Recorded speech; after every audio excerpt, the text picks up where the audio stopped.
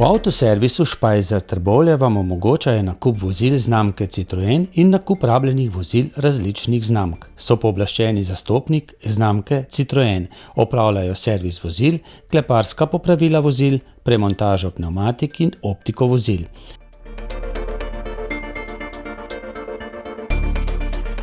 Za več informacij so dosegljivi na sedežu podjetja ali na telefonski številki 03 66 30 170.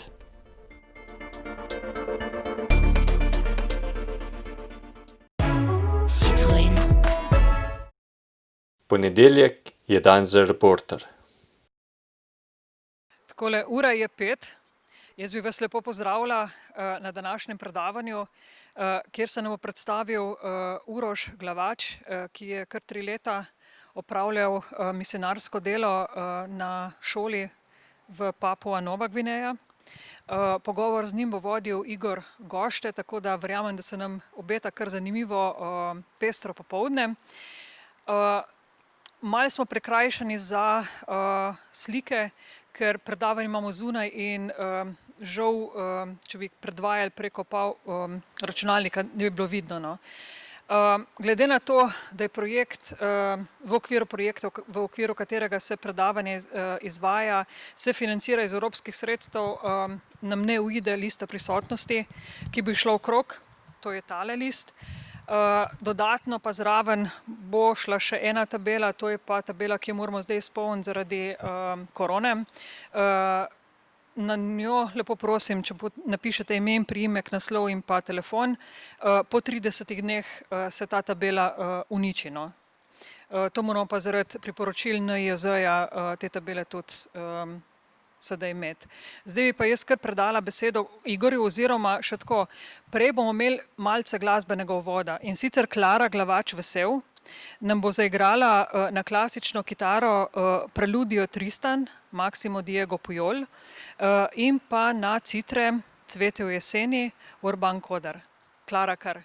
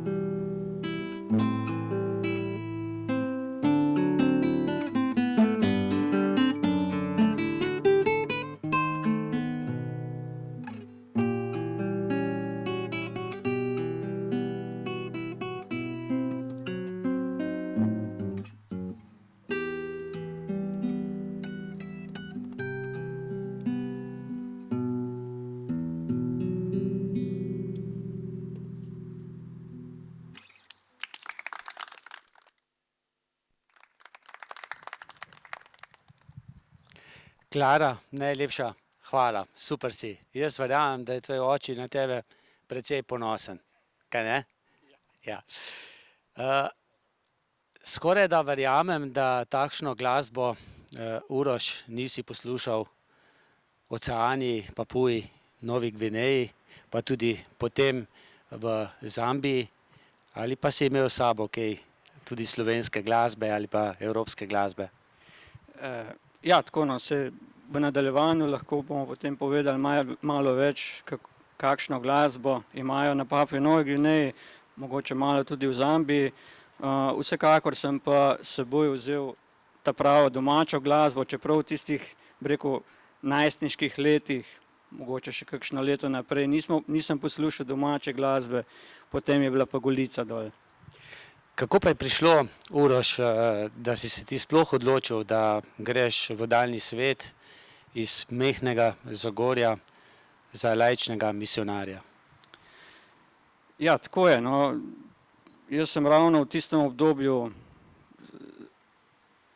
bi rekel, zaključek 80-ih let, v 90-ta leta, vsi vemo, da so bile nekako prelomna, no ne nekako, ampak so bila zelo prelomna za nas Slovence, za Slovenijo. Če se malo ozrem nazaj na, bi rekel, na brata ali pa, bi rekel, na starejše generacije, mogoče tudi tebe, Igor, ne, vi ste nekako, bi rekel, naredili srednjo šolo, zaključili srednjo šolo, ste šli v vojsko, ste prišli iz vojske, ste se lepo zaposlili in je tako nekako ta ritem vedno tekel, ne, ampak ko smo pa mi prišli na vrsto, se je pa to počasi začelo ustavljati, ne.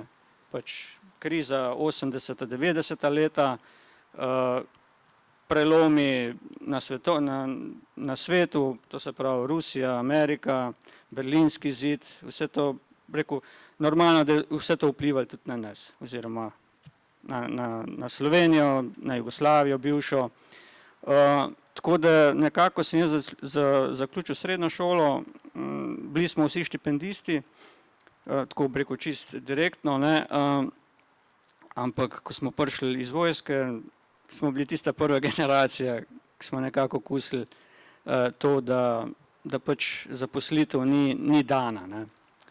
Tako da to je bil en takšen, bi rekel, kamenček v mozaiku, ne, ki se vprašaš, ja, kaj pa zdaj, ne.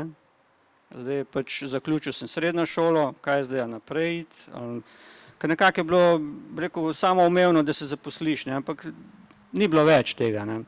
Tako da sem potem sam pri sebi razmišljal, kaj naj zdaj naredim, ne. Sem potem po vojaščini sem kakšno leto, 2 leti delal, vključil sem se potem v misijonski krožek, ki ga je takrat organiziral Misijonsko središče Slovenije, to so katoliški misijoni, in nekako se je priključil skupini, ki se je pripravljala za misijone. Ne samo za Papuo, ampak bi rekel za vse postojanke na celem svetu. Čeprav za Slovenca nekako značilno, da največ pokrivajo Afriko, spodnjo Afriko, Madagaskar, no potem kasneje, po letu 2000, so se potem odpravili tudi v Južno Ameriko, Paragvaj, ampak v glavnem v tem času so pa nekako bile te postojanke zamišljene iti ali v Afriko ali Oceanije, pa potem kar sama nekako prišla od sebe.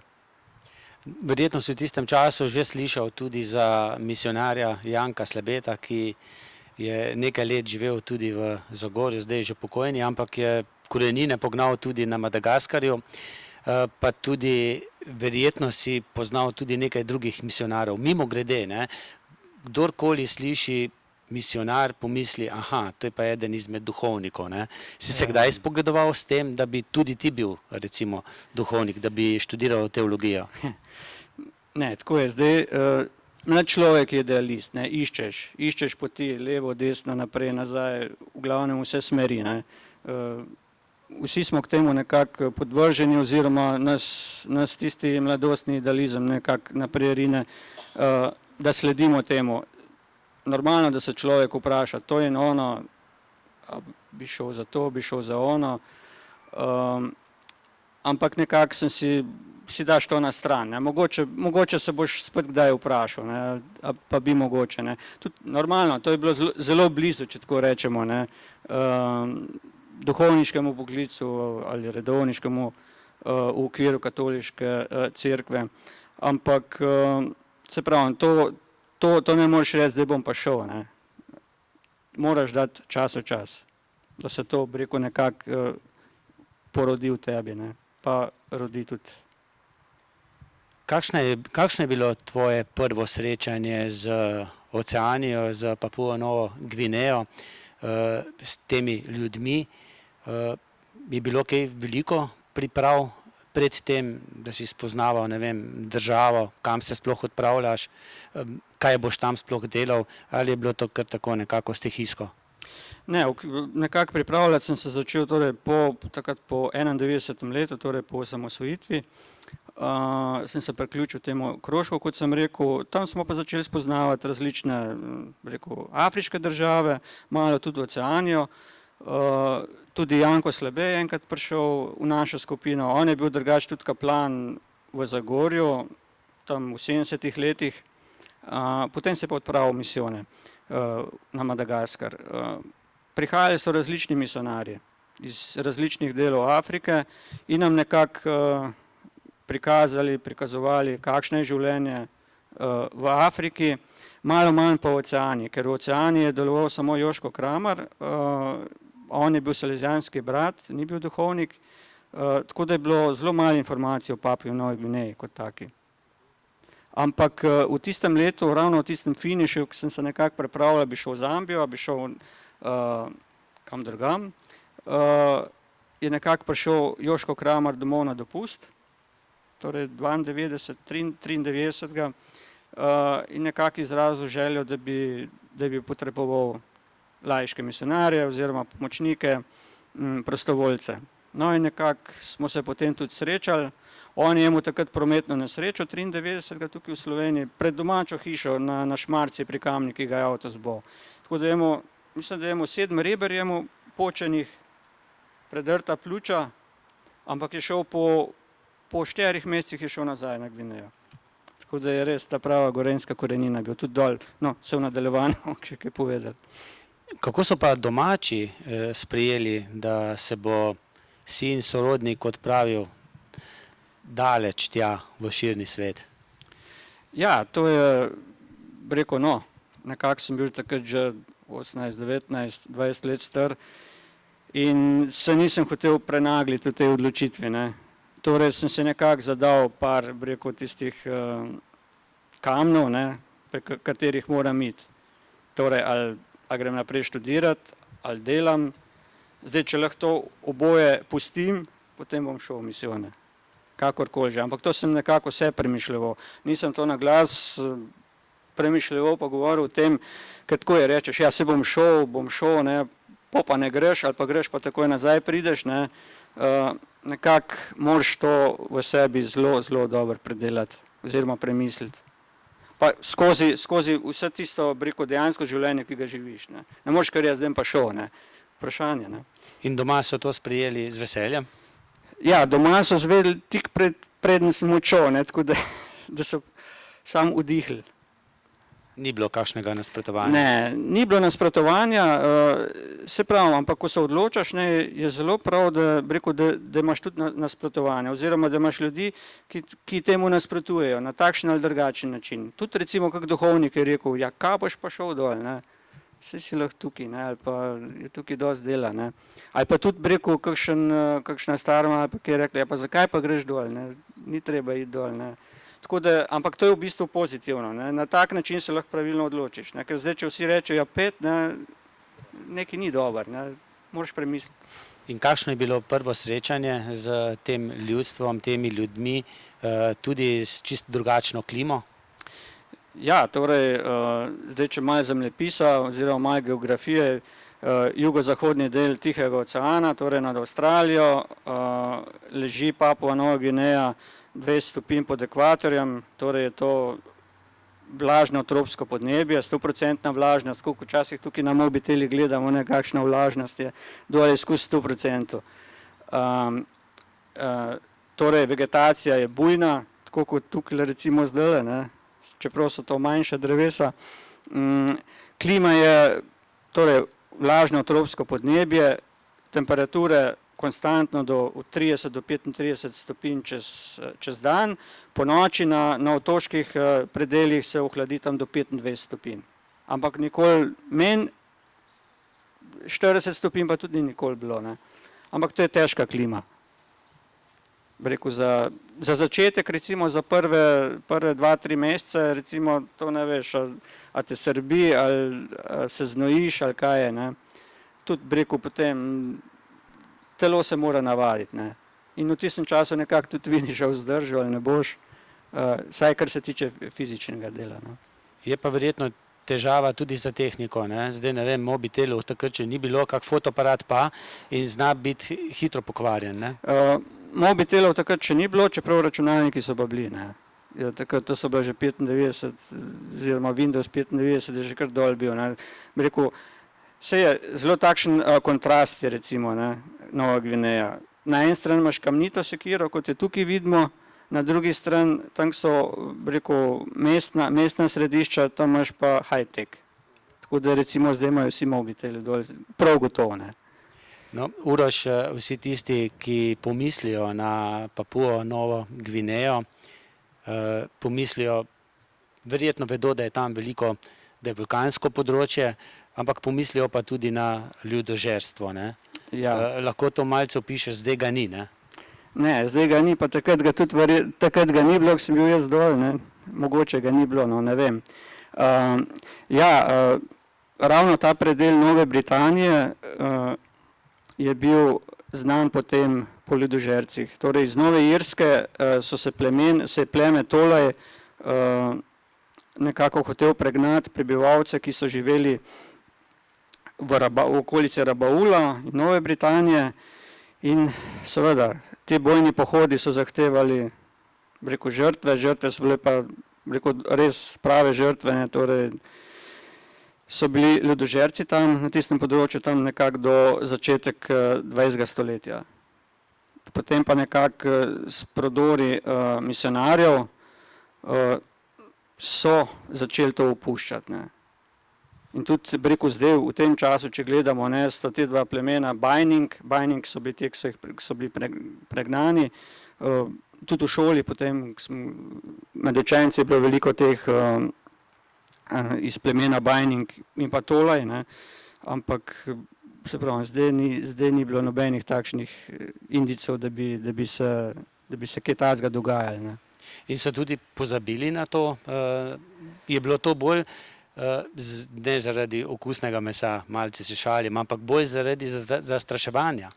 Ja, to je bilo, bi rekel, čisti vojni pohod je bil, ne. Ni bilo zdaj zaradi tega, da bi bil meso dober, ne, ampak ravno zaradi tega, da so jih na ta način so jih pregnali, ne. Koliko je pa še tega spomina za nazaj, očitanja? Vemo, da v Sloveniji se še 60-70 let kasneje še kar prepiramo, še kar ni sprava dosežena. Kako pa tam? Več kot 100 let je že od tega. Na tem oblagu se vidi tam majčken cerkev. No in ravno v tej cerkvi je glavni oltar. In na njemu je kos mesa. No in to je nekako znamenje tega, da so se rešili tega zla, tega greha. In v letu 1995 bi moral priti papež Janez Pavel II. Prav v Rabaul, ampak zaradi vulkanskega izbruha potem ni prišel. No, zdaj so pa že pri vulkanih, ne? Ti si jih kar nekaj doživel, tako živo. Ja, torej leta 1994, jaz sem prišel na Papuo Novo Gvinejo v februarju, meseca februarja. 19. septembra je bil pa tisti velik izbruh. In če si predstavljamo Ljubljansko pokrajino, nekako, bi rekel, ta razsežnost vulkana je nekako obsegala to področje. Bi rekel, direktno. Indirektno je pa šlo 500 km daleč in pa v zrak je šlo 10 000 metrov, torej da so takrat so morali letalski promet preusmeriti. In se mislim, da je bilo tudi na Discovery eno letalo, ki so mu vsi 4 motorji ugasli. se je to dogajalo tam. Ker je prišel ravno v tist vulkanski steber, pepelnati steber, in ga je čist speskalo. Ne. Torej speskalo, to pomeni, da ga je čist, barvo je čist izgubil. S tem, da so samo tudi motorji ustavili, ampak sreč, takrat se je pol nekako se je že zelo spuščal, se je potem končno dvignil in je potem v Avstraliji pristal. Kako pa je prebivalstvo pripravljeno na te izbruhe? So prej opozorjeni, vedo, da se nekaj dogaja, ali je bolj tako spontano? Vidijo pa bežijo, če se da?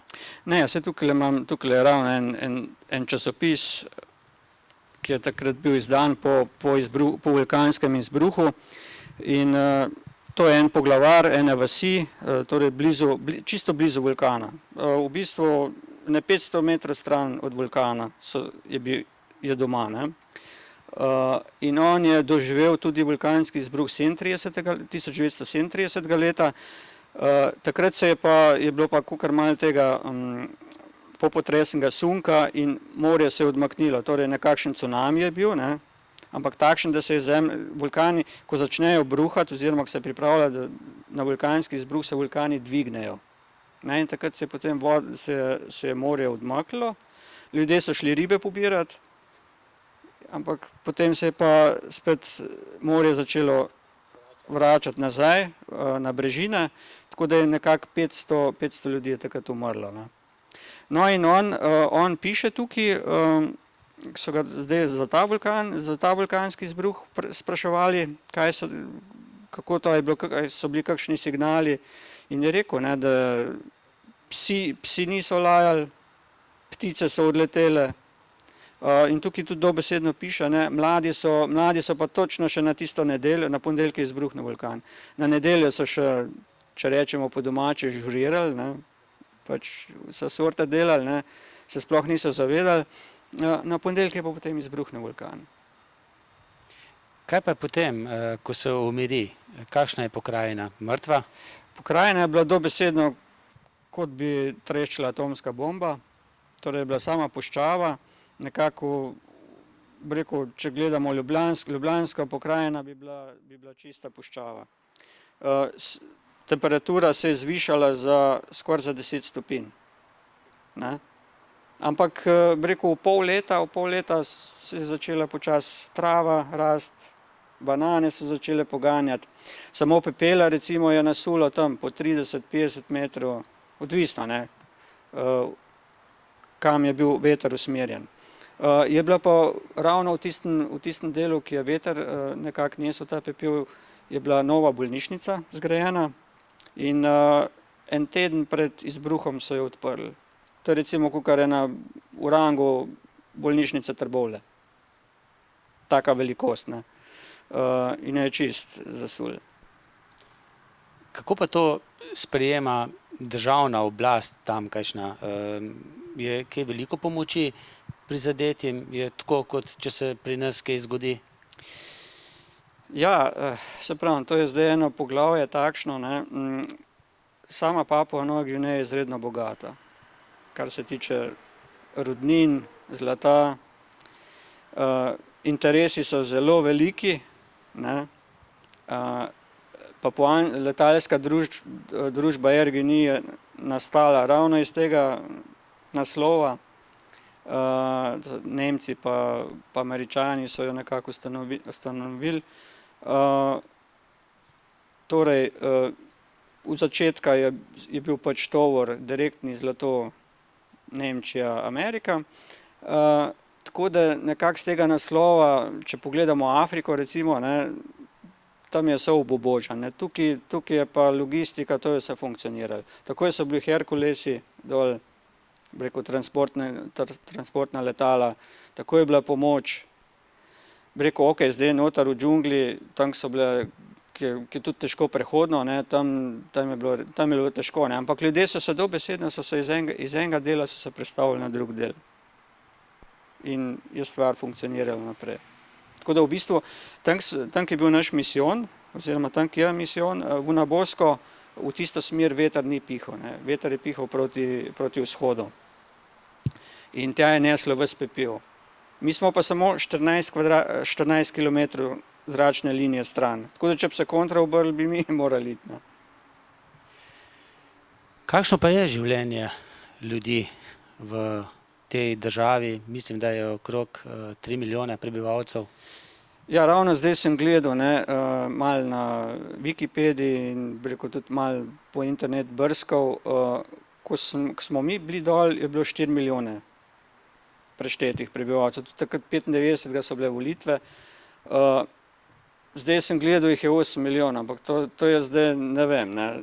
Sicer, da to hitro raste, ne, populacija, možno tudi, no, ampak se mi skoraj zdi malo, po mojem je tam okrog 5 milijonov, no, recimo. No.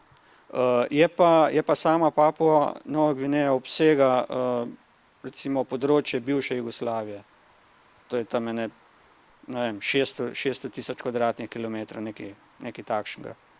In zdaj tamle se mogoče se zemljevid, oziroma en del, rdeči del pomeni na zastavi papuanski pomeni otoški del, črni del je pa glavni del Papue Nove Gvineje. Česa živijo? Nekaj si že povedal, da bogato področje z rudninami. Česa živi prebivalstvo? Ali pa od česa živi pa tisto prebivalstvo, ki živi še nekako z naravo v džungli? Ja, zdaj, rekel, zgodovinski viri, kolikor pač govorijo o vsem tem, pravijo, da so bili to prvi poljedelci na svetu. Tako da glavni pridelek so rekel, krompir, sladki krompir, to v delih področjih, kjer ob obalih, recimo, ne. V hribovitem delu tam na 2000-3000 metrov, tam je pa normalno, rekel, naš ameriški krompir, zelje, paradižnik, vse to dol rase. In to v obilju, ne.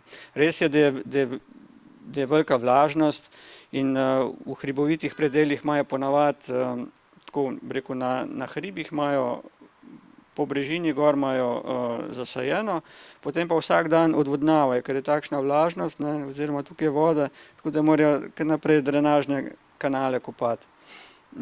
Tako da, rekel, če gledamo hrane imajo dovolj. Vode tudi? Vode tudi. Pitne.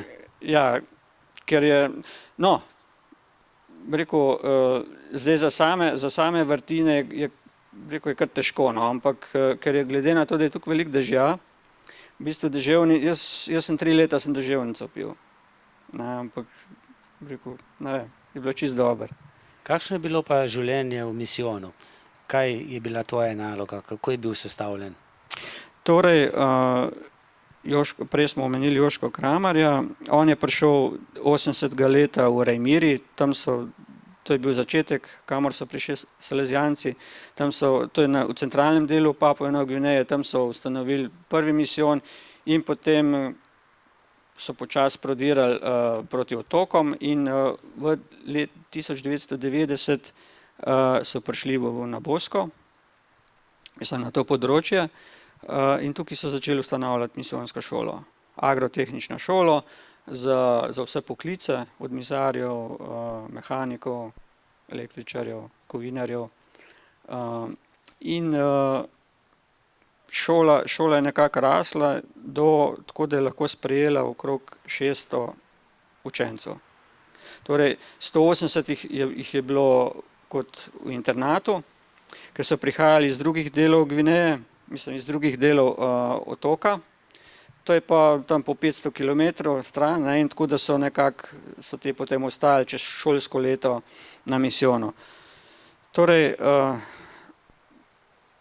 sam pouk in pa sama šola je pa, rekel, delovala po državnem programu, torej, če pogledamo, so bili, rekel, 4 akademski predmeti, to je fizika, matematika, kemija, angleščina, recimo, ne, v tem.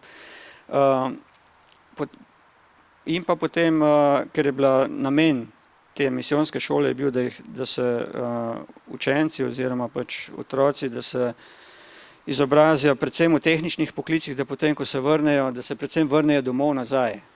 v svoje vasi in da tam pač, ali samo delajo na plantažih, ali pa da pač začnejo ustanavljati tudi svoje delavnice, ali pa da pomagajo en drugmu, ne. Tako da to je bil ta prvenstven cilj tega.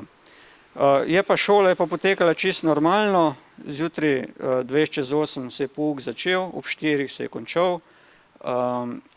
Jaz sem imel, kot sem že rekel, 30 do 36 ur pouka na teden. Učil sem tehnologijo, tehnično risanje pa praktični pouk in pa potem za tisti del učencev, ki se je učil v kovinarski delavnici, sem potem imel še popoldanske ure, pa sobotne ure. Kaj pa tisti prosti čas, saj nisi bil ves čas v šoli, so bile tudi nedelje?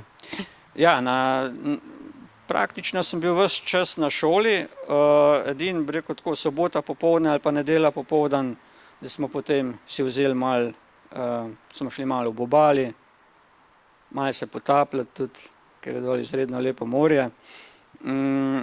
Drugače pa, če tako pogledam, tistega pravega dopusta 3 leta ni bilo takrat. Se ti vsaj šteje to za pokojninsko dobo? Zdaj verjetno plačo nisi prejemal. Ne, ni, to je bilo čisto prostovoljno delo, res pa je, da so bila pa leta, so bila pa plačana. Čeprav, če bomo pač penzijo doživeli, ne. Da boš s temi leti lahko šel normalno med pokojnice, ne? Ja. Kaj pa to, glede na to, da si ti prišel iz Evrope, kaj pa te iskrice, ljubezenske iskrice domačink do Evropejcev, ne vem, si želijo priti k nam? Kako je s tem? Ja, seveda, ne, rekel, v vsakem primeru je nek človek, ki pride, mislim, iz druge države, drugačne kože, ne, da je, rekel, atraktiven, ne, v vsakem pogledu, ne. Ampak to je pač, rekel, mislim, je ena stvar odločitve, ne. Zdaj, mogoče je bilo tudi lažje, ker si na šoli, si vključen v tisto šolsko delo, rekel, v tisti ritem in če tako gledam, 3 leta sploh, rekel, si ne morem misliti, da je 3 leta šlo mimo, ne. Da sem bil res 3 leta dol, ne.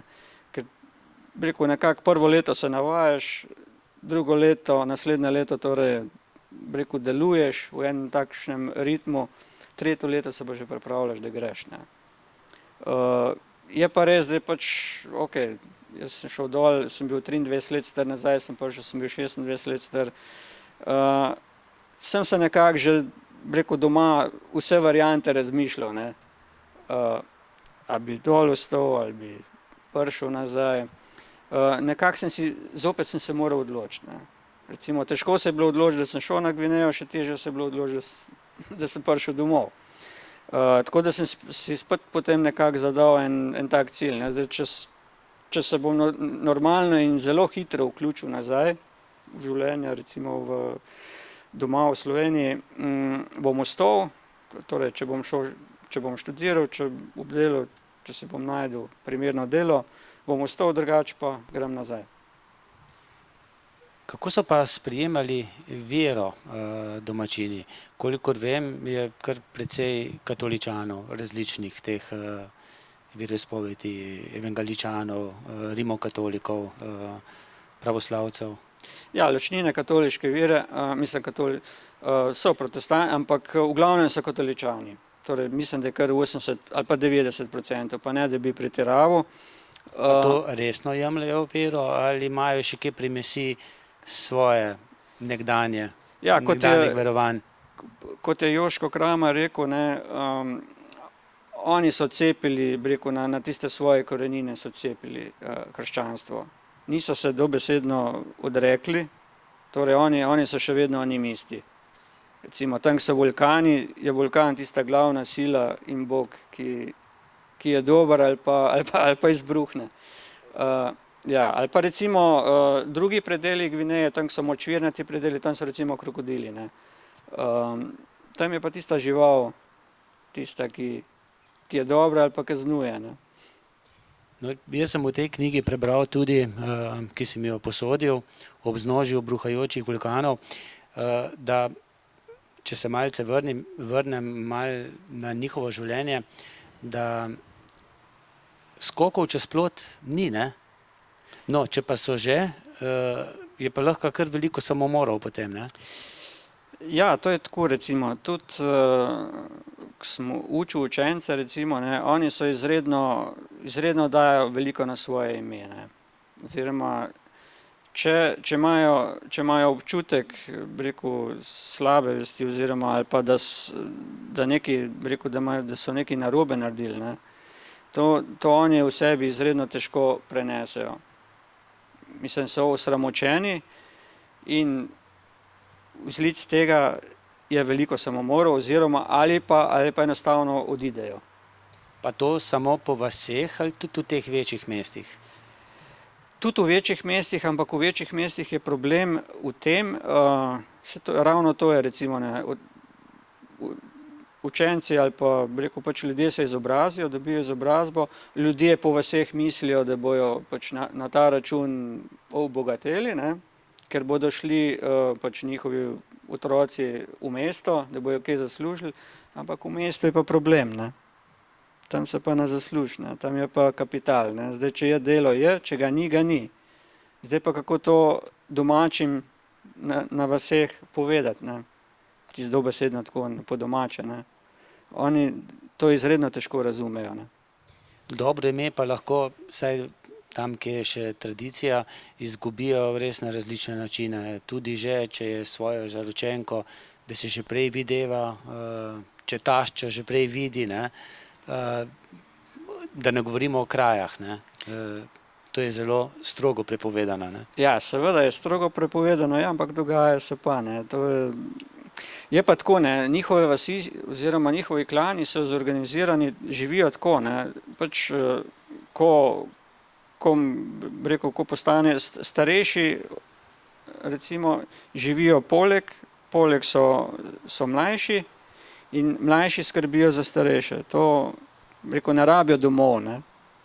Dobesedno v krogu tiste svoje vasi, res, da si pač mlajša generacija si naredi svoje hiše, ampak starejši so vedno so tudi v središču, tako kot recimo tale gospod, ne. Ta bi recimo, bi ga pač lahko odstranili, ne, tako ali drugače, ne. Ampak ne, on je še zmeraj poglavar, pač mladi sicer so okrog njega, ne, in ga spoštujejo, ne. Je še vedno tako, če popotnik pride ali pa nekdo iz sosednje vasi v neko drugo vas, da je zelo glasen, tudi da kaj sveti, da vidijo, da prihaja?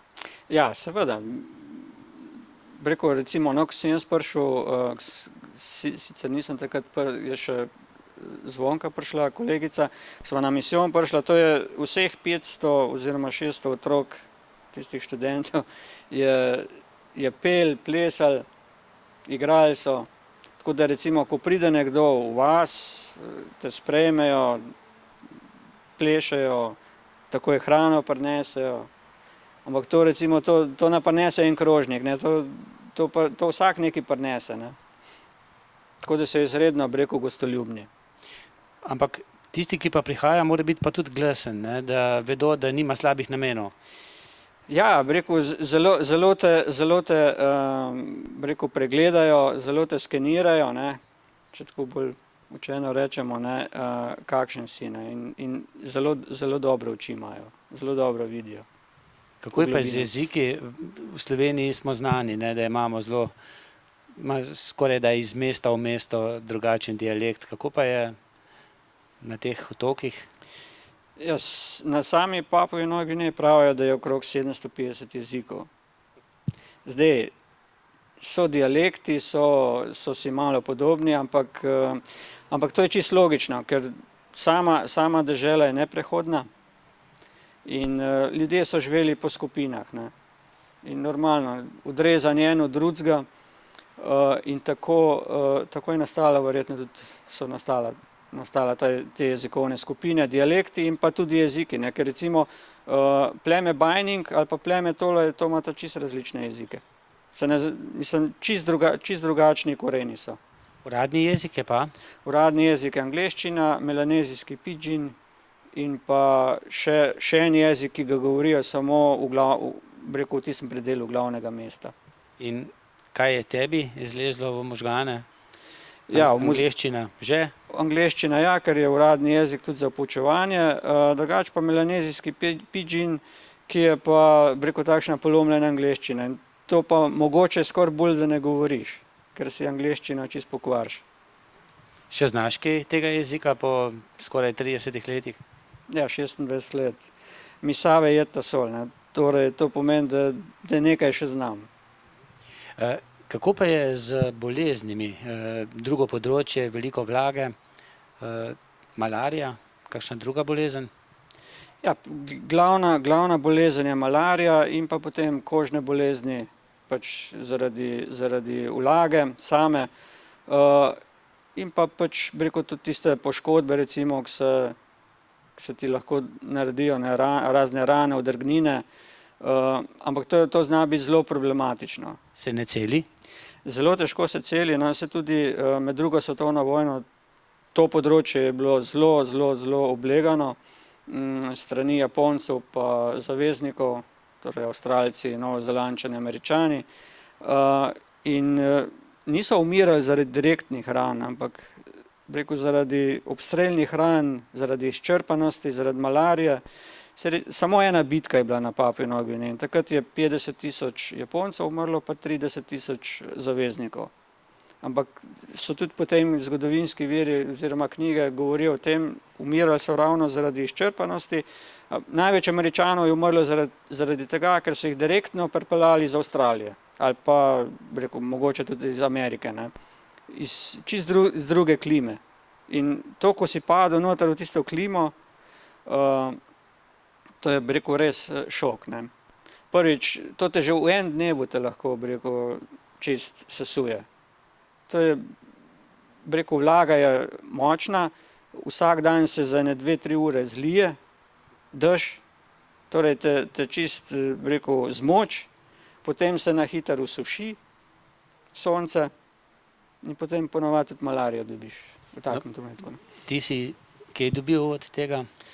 Ja, malarijo vsak dobi, ne. Kako gre? Kako to gre? Z malarijo živiš, ne. Ne moreš, pač vzameš lahko mogoče kakšen tablet, ampak jo enostavno dobiš, ne. Sicer zdaj odvisno, kakšen je imun sistem, koliko si odporen. Kje se kopiči? Kopiči se v jetrih, ne. Ko te pač komarji te napikajo, ne, in potem se ti to noter v jetrih plazmodi, se ti skrije. In prvič, ko si malo bolj izčrpan, oziroma takrat te ponavadi te mrzlica zagrabi, ne. In je to smrtno? Se da z antibiotiki pomagati, s kakimi drugimi zdravili? Ja, ne, ni. To je, to je bolezen, ki se moraš dol usesti, oziroma se moraš kar uležiti, ne. To ni tako kot pri nas, recimo, ne, ko greš v službo, te malo glava boli, ne, pa imaš tudi malo vročine, ne, pa greš še kar v službo, ne. Je to recimo pri malariji enkrat narediš, dvakrat narediš, ta tretjič ne boš več. Ne. Se pravi, odvisno je, koliko si odporen, ampak če dobiš ta hudo, to je, to je kot meningitis. Torej ti poškoduje ovojnico malih možganov in pusti posledice trajne lahko, ne. Si jo ti prinesel v svojih jetrih v Slovenijo, je potem izginila? Ne, nisem jo prinesel, kolegi iz Afrike so jo prinesli, ko so prišli, se pravi, pač jaz sem se nekako, sem zvozil to, ne. Ampak je pa tako, ne, poleg mene je bil dol tudi en misionar iz Švice in je rekel, ne, ta prve 3 let, 5 let je bilo čisto okej, ne. Tudi jaz nisem malarija. Mislim, sem imel pač manjša malarija, majčkeno sem odležal, malo počil, pa je bilo okej, ne. Potem z leti, ker on je bil potem že več kot 10 let dol, je rekel, potem je bilo pa čezdalje huj, ne. Oziroma, potem je pa res mogel včasih 14 dni ležati, da je popustila. Imunski sistem že ne Ja, deluje. ker si načet, ne moreš toliko časa. Verjetno, če bi jaz bil napredoval, tudi po mojem bi me začeli počasi loviti. Vem, da ste jedli tudi kakšen svinjski zrezek, torej ta žival ni bila vam nevarna, ampak ste bili vi bolj nevarni. za prašiče. Kaj pa druge navadne živali? Dobro, omenil si že krokodile, kakšne kače? Rekel, v obmorskih predelih so zelo navadni, pač morski psi vseh vrst, kolikor jih je možnih, potem kače morske. Ja. Drugače v tem centralnem delu Arajmirja, tukaj je, rekel, zelo znana tista črna papuanka, je taka 30 cm dolga kača, ima pa res čisto ko srce ima glavo. Ta je, rekel, zelo strupena, potem drugače drugih strupenih kač ni dol, ne. Rekel, recimo drugi del, ki je Indonezija, ne, Irian Jaya pa na ono stran, ne, tam je, rekel, tam so tudi divje živali, ne, vse od lev do, tukaj pa ni nič od tega, ne. Tako da bi rekel, da je dokaj prijazno okolje, no. Kaj ste jedli? Prej si že omenil na nekaterih področjih tudi krompir, ta ameriški, ne, Ja. ki ga tudi mi jemo, potem sladki krompir. Kaj še? Taro, Banane, okej.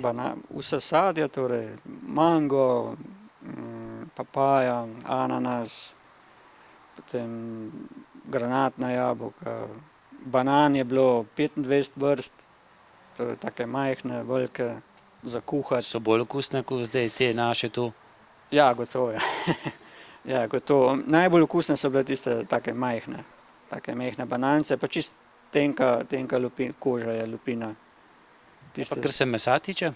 Meso je pa v glavnem je bilo, pač v obali so ribe, perutnina, ne, torej kokoši po vaseh, teh je bilo tudi malo, so ljudje so imeli označene, recimo prašiče so imeli tudi označene, kakšno luknjo v ušesi ali zarez ali karkoli.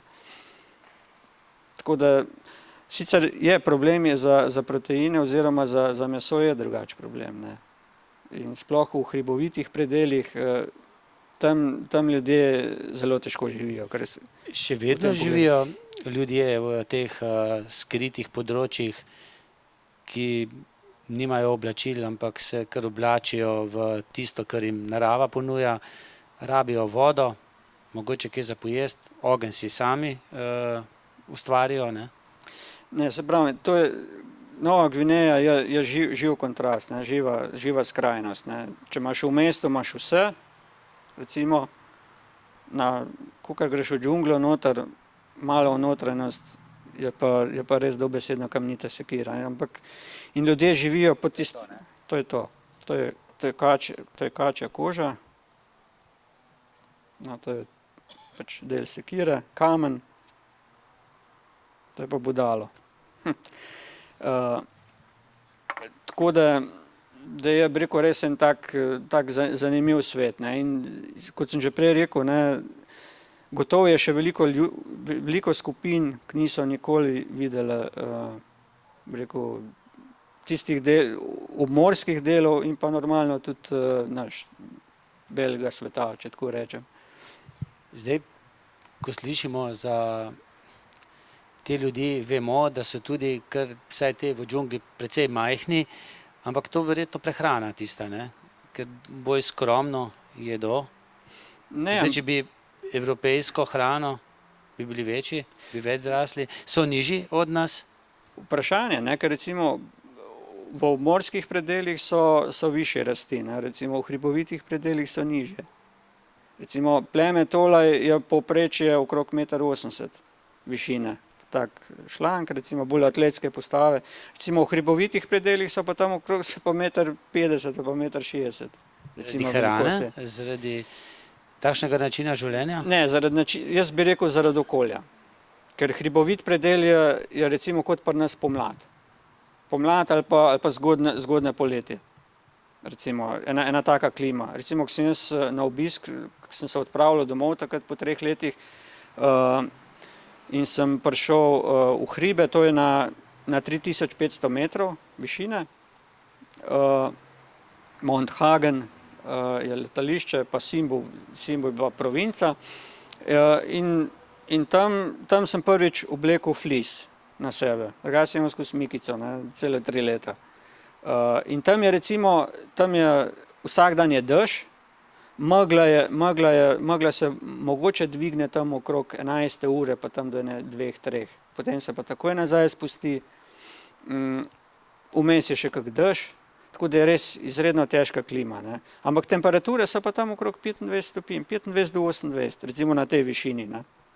In skozi si mokar, rekel, velike torej pljučnih bolezni, ne, kadar so, ne, plus malarija zraven, ne. Tako da, rekel, ne vem zdaj, zakaj so tam ljudje malo manjši, ne, ampak, rekel, je pa res tudi življenje dosti težje, ne. So ti kje pripravili kakšno okusno hrano? Zdaj vem, da hrano pripravljajo tudi v takih velikih jamah, ne? To si niti ne predstavljam, kako to izgleda. Skopljejo, ne? Ja, to je, rekel, drugače, ko za 4-člansko družino imajo pač pol metra krat pol metra jama, potem na to dajo kamenje, zaokurijo, da kamenje, pač da ogenj pogori, potem dajo obalnane liste, zavijajo zelenjavo, kakšne ribe, prašiče recimo, ne, svinjsko meso, kokoše recimo, ne, to zavijajo, dajo na to razbeljeno na vroč kamenje, še enkrat pokrijejo s kamenjem, pa še enkrat zaokurijo in to se nekako približno 4 ure se duši. In pride okusna hrana ven. To je za 4 ljudi, ne? To je približno za 4. Zdaj, če pa to za celo vas, recimo za 30, 40, 50 ljudi, so pa malce večje jame. Ja, je pa, rekel, 1 kubik, ne. Mislim pa tudi jama, rekel, 5 metrov dolga, pa isto pol metra globoka, ne. In potem je treba tukaj več kamenja, tukaj več drv, tukaj več mesa in tukaj pride pa na račun cela vas. No, saj zraven našega misijona je bilo eno semenišče in takrat, to sem tudi posnel, rekel, na kamero, takrat tisto zadnje leto.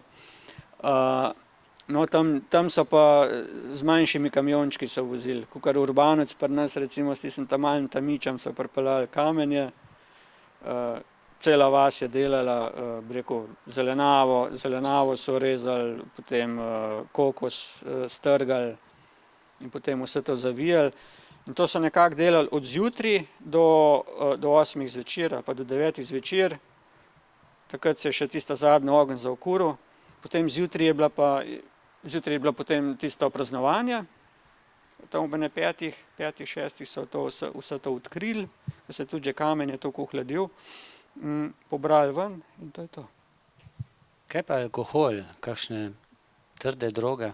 Je kaj tega? Dobro, v mestih verjamem, tako kot posod drugje. Kaj pa tako? Je to nekako v krvi prebivalstva ali ne? Ja, to je tako, ne. Iz vsakega sadja se da nekaj zvariti, ne. Ampak to je prepovedano, ne. In tudi zelo visoke kazni so bile, recimo, ne, vem, da so bile tam okrog $7,000, recimo, če so jih dobili, ne. Ampak normalno, tudi recimo, ne, takole, dol imajo plače, imajo fortnite, ne, to se pravi, na 14 dni imajo plače, ne.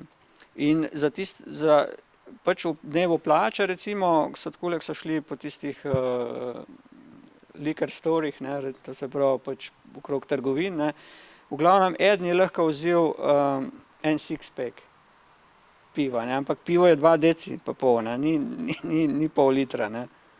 Tako da to je bilo zelo kontrolirano, ali pa recimo pač žgane pijače, ne, recimo to je bilo zelo težko dobiti, ne.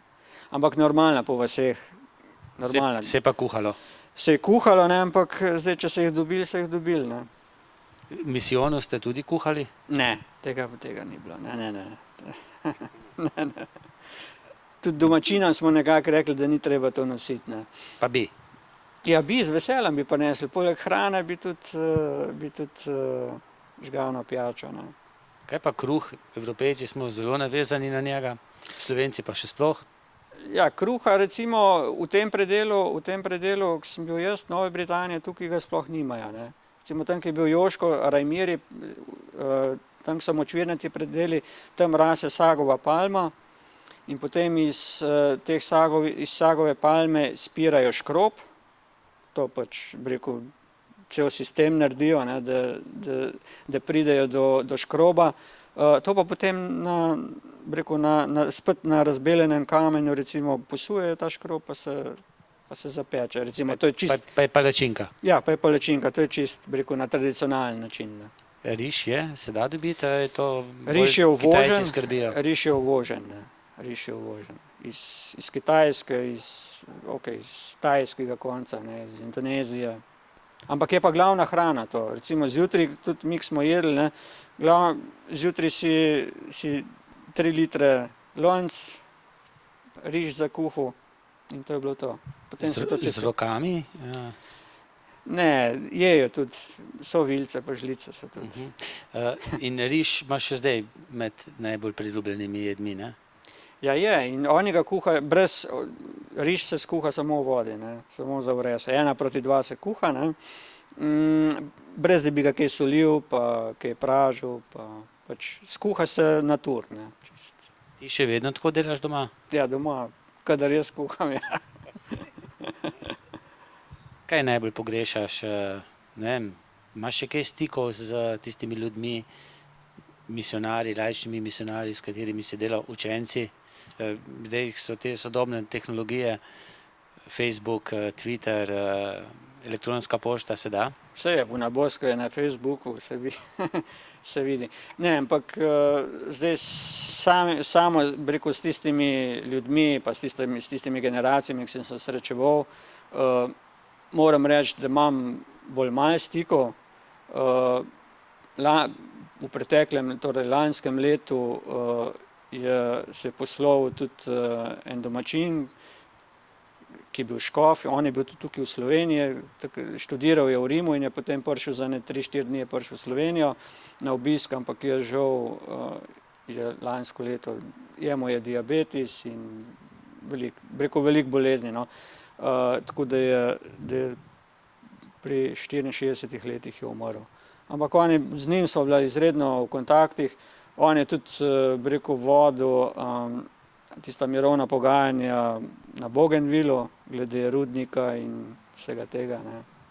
Tako da se pravim, to je tudi ena taka dolga zgodba, veliko bi se dalo povedati o tem, ne. Čeprav se stvari čisto enostavno, ne. Avstralci in pa Svetovna banka so takrat odprli rudnik, največji na svetu, Panguna. Ljudje so takrat, bi rekel, pač podarili zemljo, ne, dali v najem, ne, ampak čeprav ni bilo to najem, ne, obljubili so jim, da jim bojo da jim bojo vse tiste postojanke in cel tisti predel povezali s health centri, to se pravi z bolnicami ali pa vsaj z manjšimi ambulantami.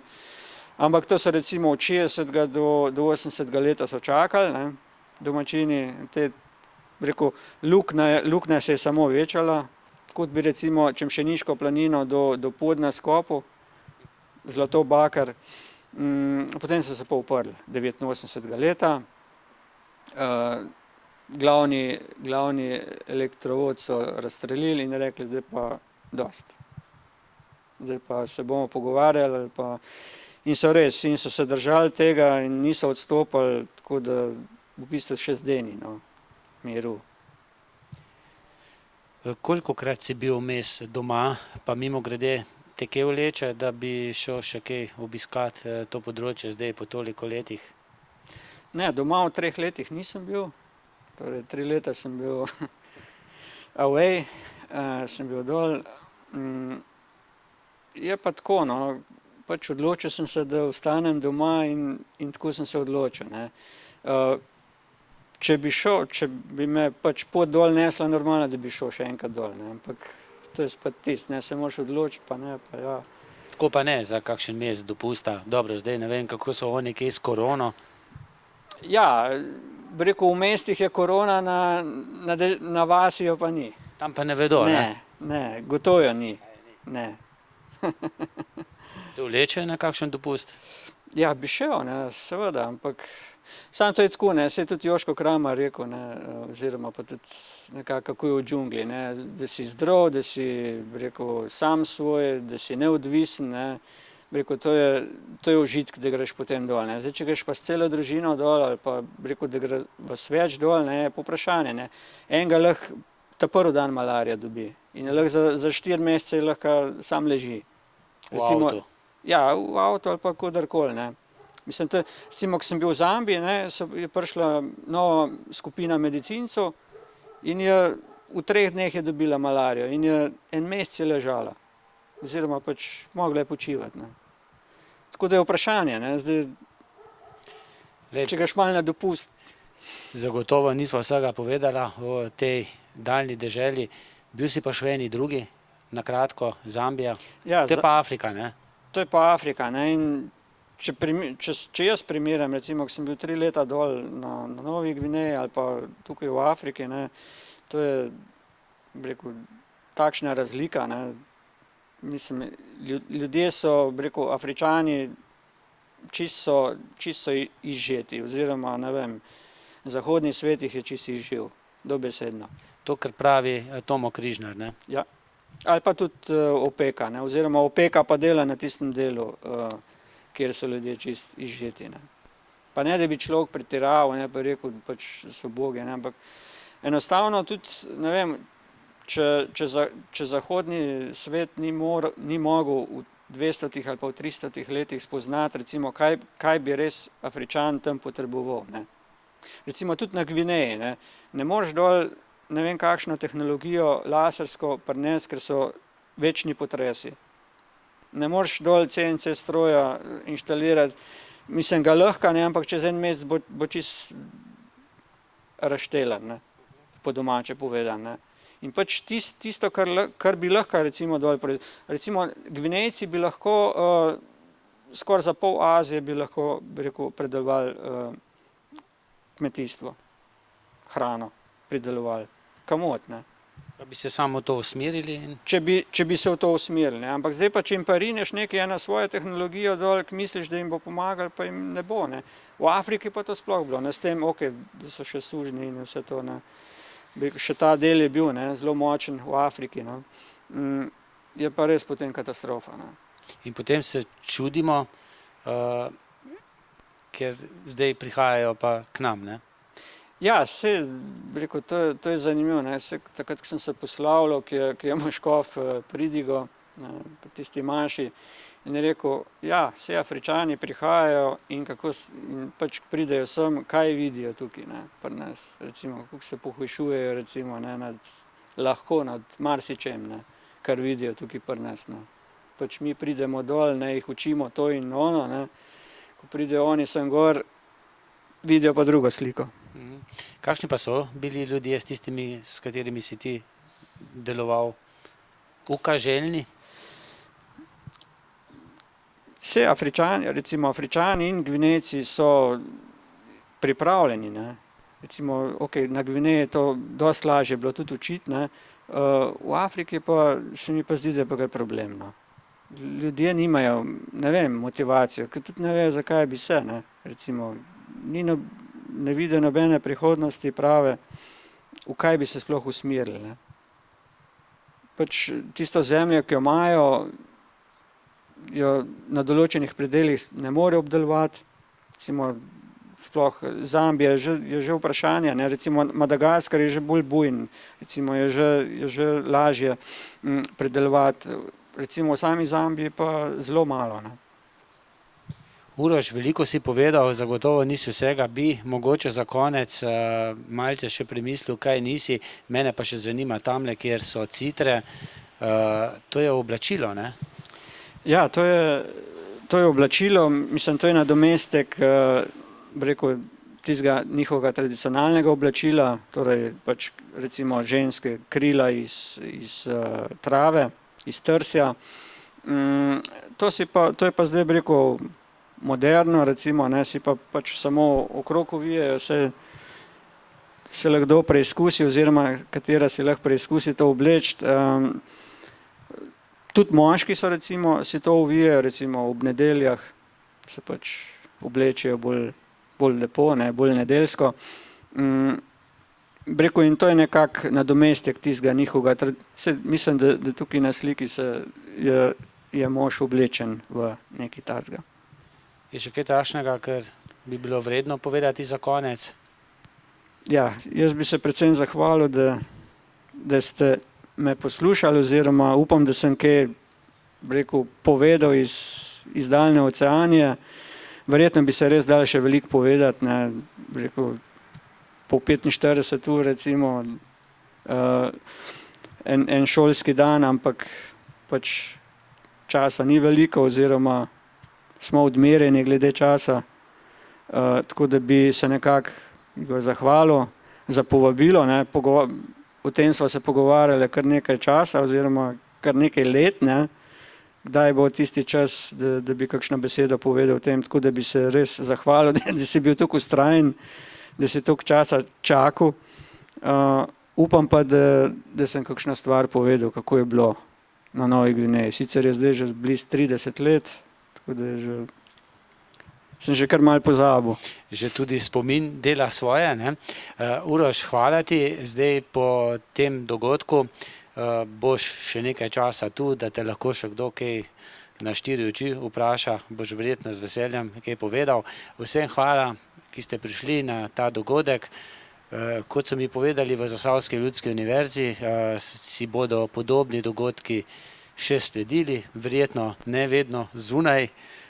Zdaj Bog gleda na nas, dvakrat se je že zgodilo, da smo lahko tu zunaj v lepem vremenu, imajo pa tudi v notranjosti lepe prostore, pa verjetno se bomo znebili tudi tega čudnega koronavirusa, ki nam bo dovoljeval, da se tudi v večjih skupinah srečujemo. Hvala. Hvala.